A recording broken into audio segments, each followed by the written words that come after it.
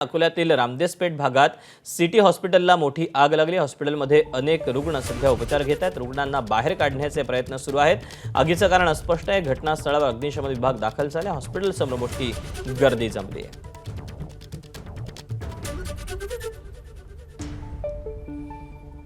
तेव्हा अकोल्यातली ही सगळी दृश्य आता समोर आलेली आहेत। रामदासपेठ भागातलं हे सिटी हॉस्पिटल आहे।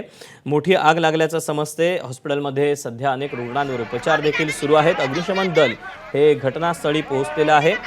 आग नेमकी का लागली याचं कारण कळू शकलेलं नाही। मात्र सध्या तातडीनं रुग्णांना बाहेर काढण्याचे प्रयत्न सुरू आहेत।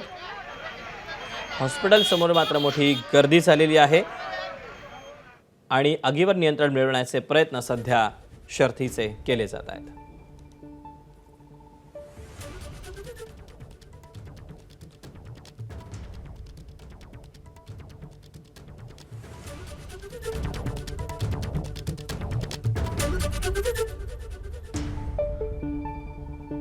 या आगीबद्दलचे अधिकचे अपडेट जाणून घ्यात उमेश अलोणे आपल्या सोबत आहे।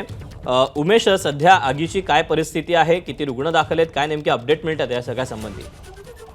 दीपक, रामदेसपेठ भागातले सिटी हॉस्पिटल आहे आणि मल्टी स्पेशालिटी हॉस्पिटल आहे। अनेक रोगांचे रुग्ण जे आहेत ते उपचारासाठी असतात। जवळपास 35 ते 40 रुग्ण या हॉस्पिटलमध्ये होते आणि या रुग्णालयाला जेव्हा आग लागली तेव्हा बाहेर निघण्याचे कोणतेच मार्ग नव्हते। मात्र रुग्णालयातील कर्मचारी आणि अग्निशमन दलानं शर्थीचे प्रयत्न करून या सर्व रुग्णांना बाहेर काढण्याचं काम जे अजूनही सुरू आहे। काही जे अत्यवस्थ जे रुग्ण आहेत त्यांना दुसऱ्या रुग्णालयातल्या आयसीयू मध्ये दाखल करण्यात आलेलं आहे।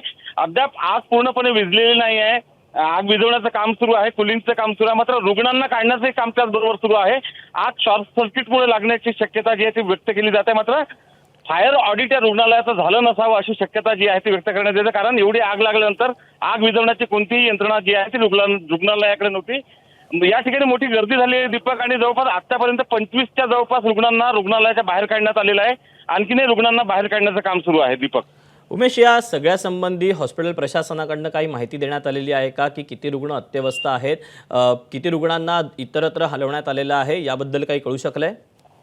रुग्णालय प्रशासनाकडून अद्याप कोणी बोललं नाही। मात्र आतापर्यंत जवळपास आपण जी पाहिलेलं जवळपास 25च्या जवळपास रुग्ण जे आहेत ते बाहेर काढण्यात आलेले आहे। काही रुग्णांना एक किरकोळ जे आहे आगीमुळे दुखापती झाल्याचंही समोर आलेलं आहे। मात्र नेमकं काही रुग्णांना या आगीमुळे जास्तचा फटका बसला की नाही याच्या संदर्भात अद्याप माहिती मिळू शकली नाही।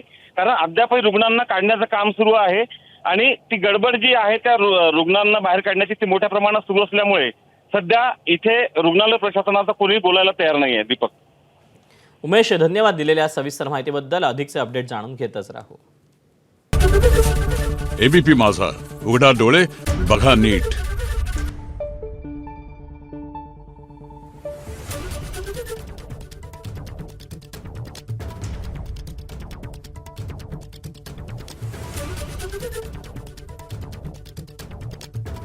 Thank you.